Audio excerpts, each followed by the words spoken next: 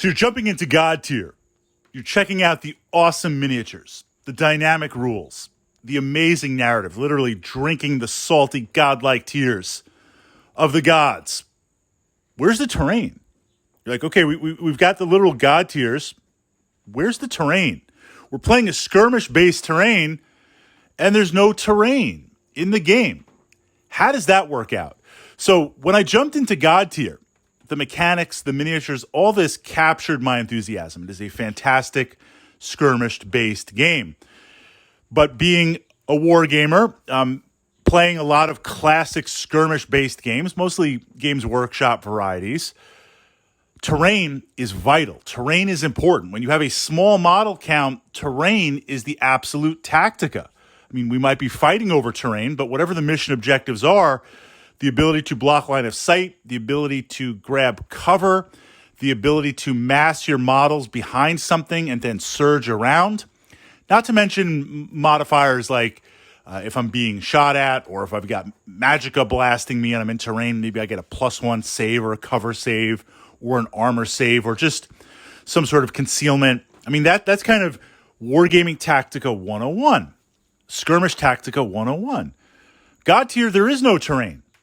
This was a very interesting break. And one of the things that I've talked about with Godtear, and we've pushed this up to the Godtear archive on my channel here, this is something special with the game. And something special in that the narrative the rules have been created almost like independent of any previous incarnations. There's a lot of innovation in the game. There's a lot of things it does that other skirmish war games do that don't really work. And just kind of two examples to frame that before we jump into the terrain, because the terrain is there, but it's not really there, but it's there in a way that is very fluid and dynamic like other aspects of the game. So playing a skirmish-based war game, the great thing is you've got a small amount of models. It's a nice, close pace. It's a small model count. The game plays fast. But model loss is huge. Meaning, if you build certain armies that can eliminate your 10 or 15 models, you lose 4 or 5 in a turn, you don't have enough model mass. You don't have enough volume of dice. So from that perspective, you're going to be at a huge disadvantage. If you make a mistake in the game, it's a low model count game. It's not like 40K where it's like, oh, this turn I lost 30 models. No big deal. I got 100 more. You make a mistake running from cover to cover, or you get lit up, you lose 5 or 6 models, you're in trouble. Godtear addresses this fact of being fast and fluid, but as you lose models, followers, you can recruit them. You can literally bring them back into the battle. It's not for free. Takes up resources, takes up game turns. So it's interesting. You don't want to lose models. There's a price to losing models, but there's a way to bring them back. Likewise, your champions, which of course are the focus of the game, you lose them, they take enough wounds, they don't die, they get knocked out.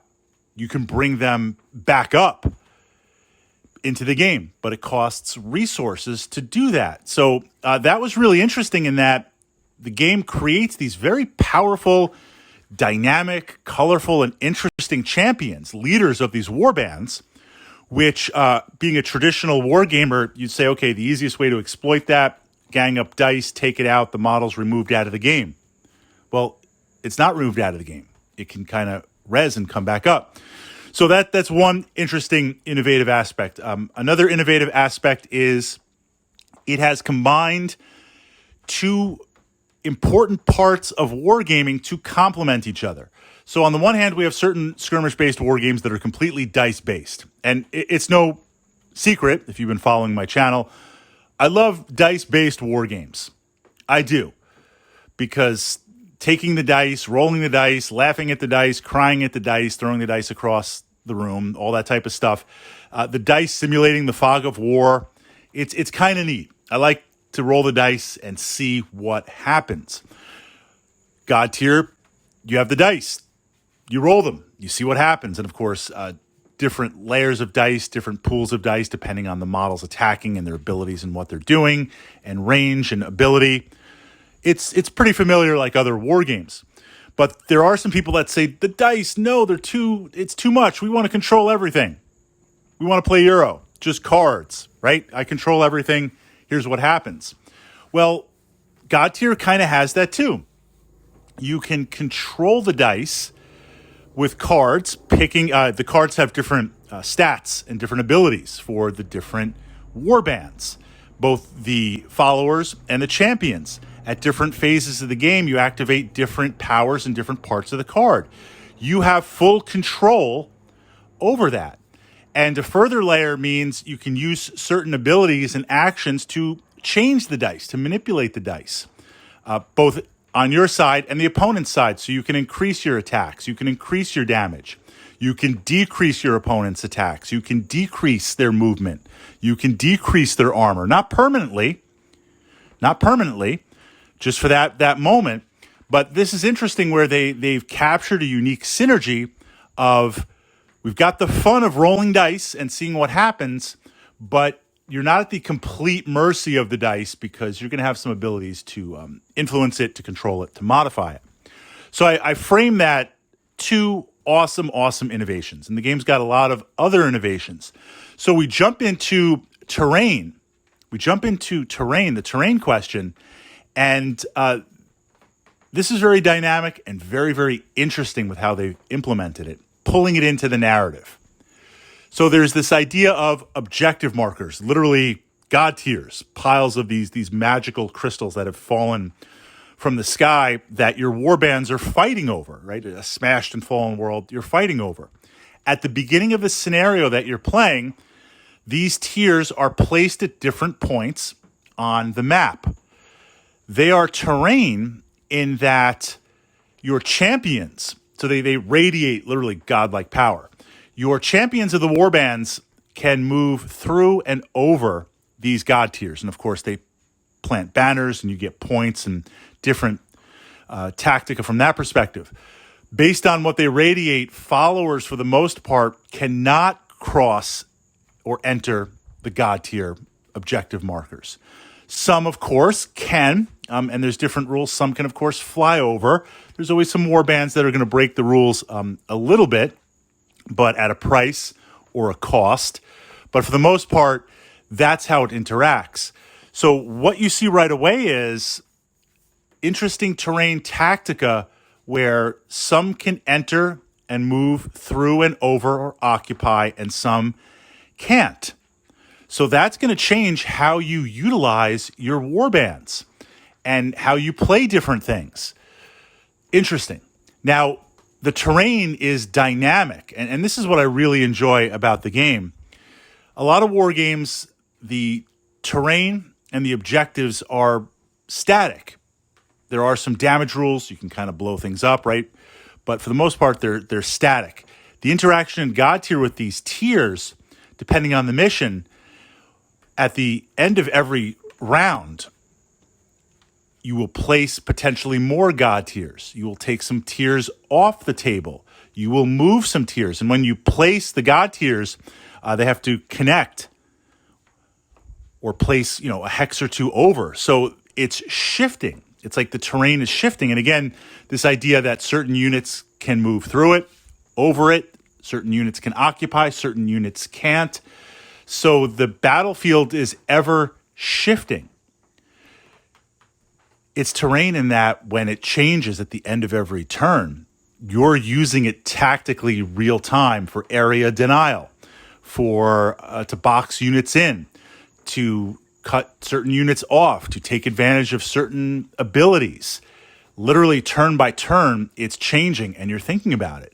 So the first couple of times I play through Godtear, I'm like, yes, wow, the combination of the tiers, the Godtears literally being the terrain that you're fighting over, the focus of the game, yet at the same time being the literal one of the objectives that you're fighting over.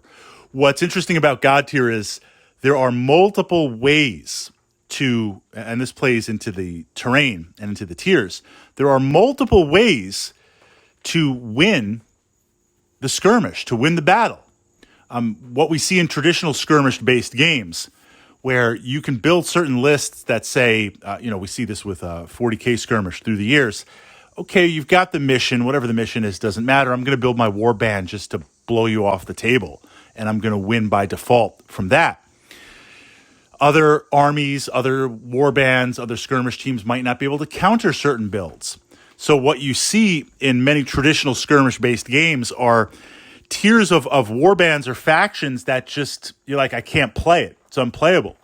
Godtear gets around this in that you win points every round for doing something. And then at the end of the round, whoever has the most points wins and wins that round. And you get a number of points, and at the end of the game, that's how we win. Well, you can win points by killing other models. You can win points by claiming objectives on the Godtear. You can win points through certain interactions.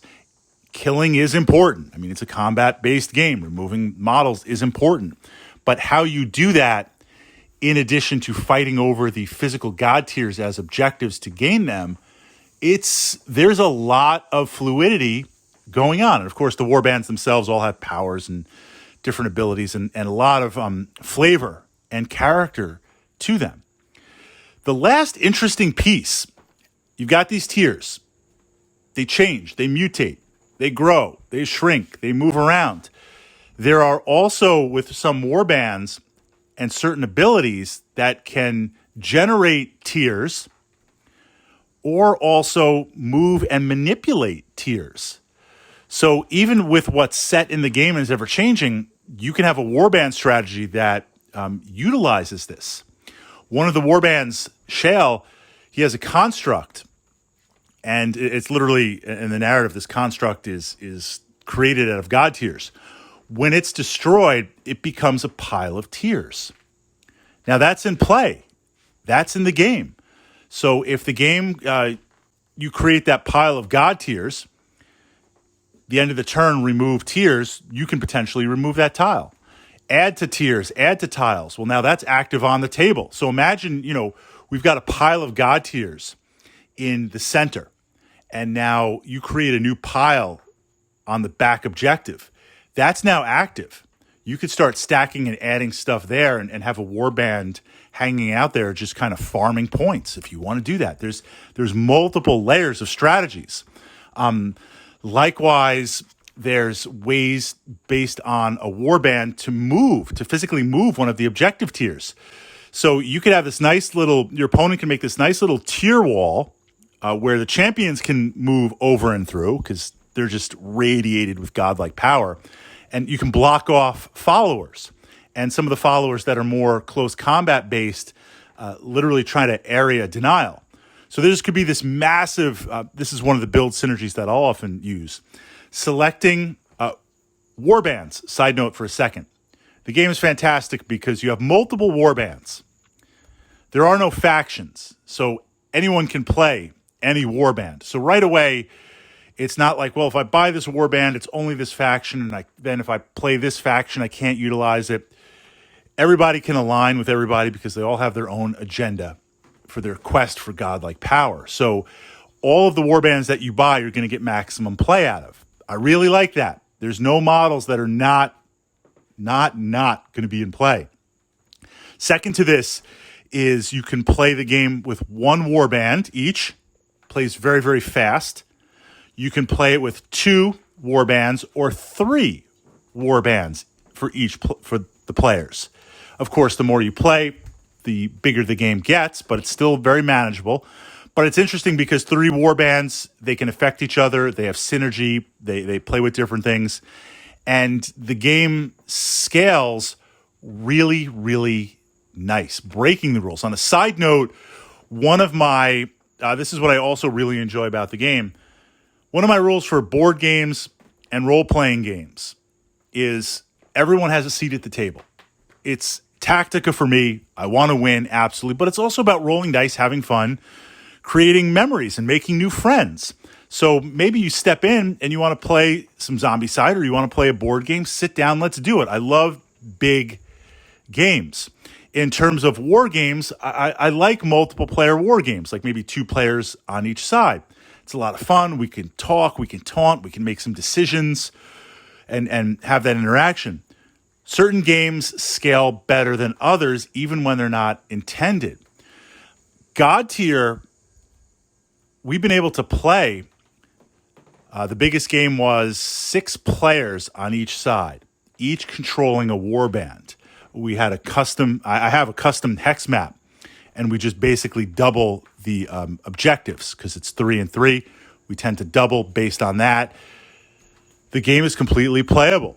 The game is awesome. The game is a lot of fun. I love that synergy. I mean, imagine 6 different champions coming to the table. So I won't say that Godtear was intended for that. It's certainly not in the rules, but it scales up fantastically. So from that perspective, a lot of different tactics, and I really enjoy it, where you can play a warband that is primarily close combat based. Some are ranged based, some are a mix. Play close combat based, you've got your opponent walls you off with the tiers. You've got your whole just follower warband there. Then if you have the synergy of another champion on your side that can move one of those tiers piles, create that opening, everybody pours through your opponent's flank. There's a lot in the moment that plays. So this idea, like many of the other mechanics that are really a lot of fun in Godtear, where you don't have the traditional terrain, static terrain of a war game. You've got these dynamic tiers that are objective markers that manipulate the game, that manipulate the terrain, that are completely interactive, that change at every moment, that change based on the mission, that change based on potentially the warbands the players bring. But at the same time, it's got that classic, hey, this is the terrain of the war game, skirmish game, and it solves the problem of how, for a skirmish-based game, terrain can normally be used to exploit the mechanics of having a smaller model amount, or model count, I should say.